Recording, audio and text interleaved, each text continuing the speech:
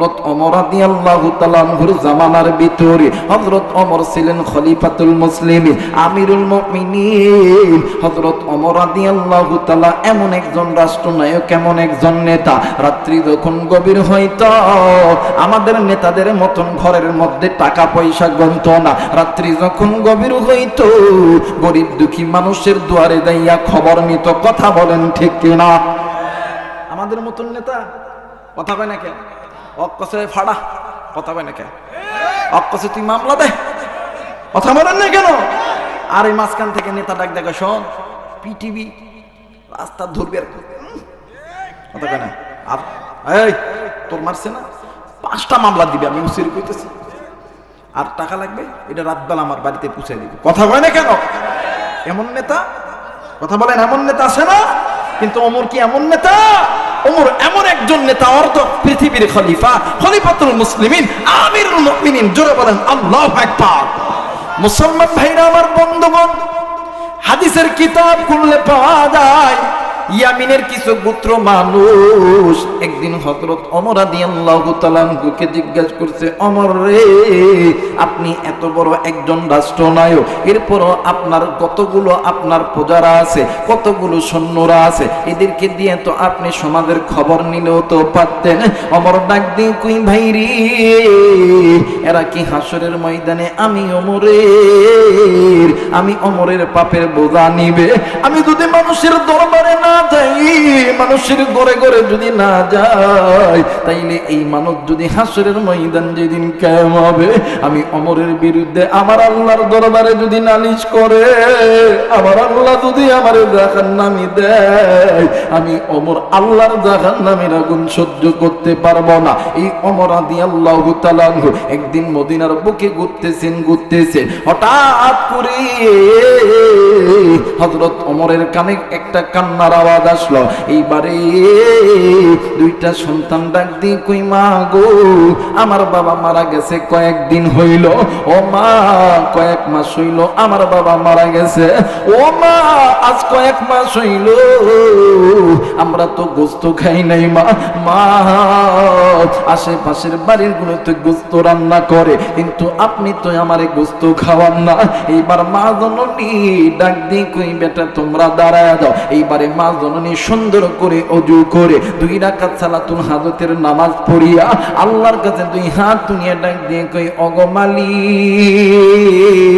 আমি এমন একজন হতভাগা নারী, এই দুনিয়ার জমিনে আমার মা নাই, এই দুনিয়ার জমিনে আমার বাবা নাই। আল্লাহ গো, এই দুনিয়ার জমিনে আমার স্বামী নাই, আমি মহিলা মানুষ, 2টা সন্তান, আমার 2টা সন্তান গোস্ত খাবে রে আল্লাহ। আল্লাহ গো, আমি তো কারো কাছে ভিক্ষা করতে পারি না, কারণ আমি তো আপনার ইবাদত করি, আমি তো একমাত্র আল্লাহ, আপনি আল্লাহর কাছে চাইব। ও মেরে মাওলা, আমি তো ইবাদত করেছি আপনার, চাইতেছি আপনার কাছে। ও গো মালিক, আমরা গরিব মানুষ হইছি বিদায় কি আমার সন্তান গোস্ত পাবে না? হযরত ওমর রাদিয়াল্লাহু তাআলা ওই রাস্তা দিয়া যায়। ওমর জলদি করিয়া ঘটনা শুনিয়া রাজপ্রাসাদে চলে গেছে। রাজপ্রাসাদ থেকে আটা এবং গোস্ত দিয়ে একজনের মাধ্যমে পাঠায়া দিয়েছে। ওমরের দরবার থেকে তোমার বাড়ির জন্য আটা এবং গোস্ত দিয়ে পাঠায়া দিয়েছে। আরে বন্ধু, দেখেন, ইয়াকা না'বুদু ওয়া ইয়াকা নাস্তাঈন, যারা আল্লাহর ইবাদত করে, যারা আল্লাহর কাছে চায়, আল্লাহ এদেরকে কোনোদিন খালি হাতে ফেরত দেয় না। ওরে বন্ধু, এইবার দেখেন আল্লাহর বান্দি গোস্ত খানা পাইয়া, আটা খানা পাইয়া রুটি বানাইতে শুরু করেছে, কিন্তু গোস্ত রান্না করতে বাজান পেঁয়াজ আদা রসুন লাগে, সমস্ত কিছু ঘরের মধ্যে আছে, কিন্তু একটা জিনিস নাই, এই জিনিসটা হইতেছে তেল। এখন তেল ছাড়া কিন্তু তরকারি রান্না করা যায় না। আর নীলফামারীর বাবাদের এর ডিমার ডোবলার মা বোন বোনেরা, কোনো দিকে কোনো নজর নাই, আমাকে একটু সামনের দিকে যাইতে দে। এরে বন্ধু, আমি অন্যান্য বক্তার মতো বারবার ঘড়ি দেখে আমার পছন্দ, আমার ভালো লাগে না। কারণ এসেছি কোরআনের কথা বলার জন্য। কেন আমি বারবার ঘড়ি দেখব? যখন আল্লাহ এই জবান বন্ধ করিয়া দিবে, তখন এমনিতেই বন্ধ হইয়া যাবে। বাদান এমন করে যদি বলি আধা ঘন্টা সময় থাকবেন না চলে যাবেন? ধরে বলেন থাকবেন না চলে যাবেন? মুসলমান ভাইরা আমার বন্ধুগণ, এইবারে মা জননী পাশের একটা বাড়ি থেকে ডাক দিয়ে কই, বনগো তোমার বাড়িতে কি তেল আছে? ডাক দিয়ে কই, হ্যাঁ হ্যাঁ আমার বাড়িতে তেল আছে। ডাক দিয়ে কই, বনগো আমার একটু তুমি কি তেল ধার দিবা? ডাক দিয়ে কই, বনগো তুমি যদি আমার কাছে তেল চাইতাও আমি তোমার এমনিতে দিয়ে দিতাম, কিন্তু তুমি তো আমার কাছে তেল ধার চাইছো। এখন ধারের নিয়ম হইল, বলো তুমি আমার কাছ থেকে জিনিস নিবা, তুমি আমার জিনিসটা কখন ফেরত দিবা? ডাক দিয়ে কই 3 দিন পরে। বলতেছে 3 দিন পরে তো দিবা, এইটার একটা লেখালেখি করা দরকার। কাগজের পাতা অথবা চামড়ার ভিতরে খত করিয়া লেখা আছে 3 দিন পরে সূর্য ডোবার আগে তেল ফেরত দিতে হবে। আল্লাহর বান্দে এই তেল নিয়ে গোশত রান্না করিয়া সন্তানদেরকে শান্তি মতন খাওয়াইছে।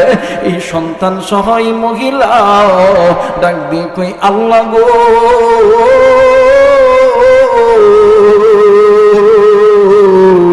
যে রাষ্ট্রের ভিতরে যে রাষ্ট্রনায়ক আমার সন্তানের ইচ্ছাটা পূরণ করলো তোমার হুকুমে, আল্লাহ তুমি এই রাষ্ট্রনায়ককে আল্লাহ তুমি ইসলামের জন্য, দ্বীনের জন্য কবুল করে নাও। জোরে জোরে বলেন আমিন। আর আমার বাংলাদেশে মানুষগুলি খালি বদদোয়া করে, নামে না কেন, কথা কয় না কেন? মানুষ সহ্য করতে পারে না, এই কারণে এমন পিঠা ফিরলো একবারে ওই পারে গেল। কথা কয় না কেন? আবার কয় আইতাম, কথা কয় না। আবার কি কয় আইতাম, আমরা কয় আহ দূরে থাকবেন, কথা কয় না কেন? কিন্তু আমাদের একটা মেসেজ হইল, বুবু আইবা, বুবু আইবা গো, আইসা বুবু তুমি ক্ষমতা পাইবা না। থাক, আপনারা রাগ করতেছেন, রাগ না না বুঝতে পারছি রাগ করছেন আপনারা। না কইতাম না, কইতাম না, গুনাহ হবে, গুনাহ হবে। বুবু আইবা, বুবু আইবা গো, আইসা বুবু তুমি ক্ষমতা পাইবা না। কথা কয় না, কথা কয় না। কারণ এই দেশের মানুষকে নির্যাতন করতে করতে নির্যাতনের সীমা যখন লঙ্ঘন হয়ে গেছে, আমার আল্লাহ ছাড় দেয়, কিন্তু আল্লাহ ছেড়ে দেয়। জোরে বলেন ছেড়ে দেয় না। কিন্তু যখন সমস্ত মুসলমান যারা আল্লাহর উপর বিশ্বাসী, এরা যখন ময়দানে নেমেছে, আল্লাহ তাআলা মুসলমানদের জয় দিয়েছে। জোরে বলেন আল্লাহু আকবার। আর একবার বলেন আল্লাহু আকবার। মুসলমান ভাইরা আমার বন্ধুগণ, আল্লাহর বান্দি হযরত ওমর মানে হযরত ওমর রাদিয়াল্লাহু তাআলা আনহুর জন্য দোয়া করলেন। আরে বন্ধু আমার ভাইরা, আমার বাবাজিরা রে, এইবারে একদিন 2 দিন 3 দিন তেল দেওয়ার দিন শেষ হয়ে যাচ্ছে। এইদিকে সূর্য ডোবার আগে তেল দিতে হবে। তেল কোথায় পাবে? বাবারে আমার মহিলা মানুষ দিন আনে দিন খায়, নুন আনে পান্তা ভুরায়, কোন রকম 2টা সন্তানকে মানুষ করে। আরে বন্ধু যেই দিন তেল দেওয়ার দিন, ওই দিন আল্লাহর বান্দি আবারও 2 রাকাত সালাতুল হাজতের নামাজ পড়িয়া আল্লাহরে ডাক দিয়ে কই, আল্লাহ মায়া কইয়া ডাক দেন না, বলেন না আল্লাহ। আর একবার ডাক দেন না, বলেন না আল্লাহ। ডাক দিয়ে কই, আল্লাহ